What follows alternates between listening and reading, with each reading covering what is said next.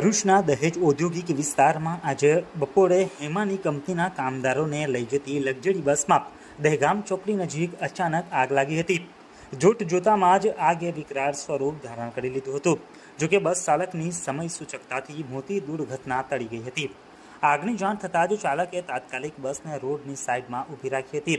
તેણે તમામ કામદારોને સલામત રીતે બહાર કાઢ્યા હતા। ઘટનાની જાણ થતાં જ ભરૂચ નગરપાલિકાના ફાયર બ્રિગેડના જવાનો તાત્કાલિક ઘટના સ્થળે પહોંચી ગયા હતા। તેમણે પાણીનો મારો ચલાવી આગ ઉપર કાબૂ મેળવ્યો હતો। આગને કારણે માર્ગો પર ટ્રાફિક જામના દ્રશ્યો પણ સર્જાયા હતા। ભરૂચ તાલુકા પોલીસે સ્થળ ઉપર પહોંચીને ટ્રાફિક નિયંત્રણની કામગીરી સંભાળી હતી। આ ઘટનામાં કોઈ જાનહાનિ નોંધાઈ ન હતી, પરંતુ વાહન માલિકને આર્થિક નુકસાન પહોંચ્યું હતું।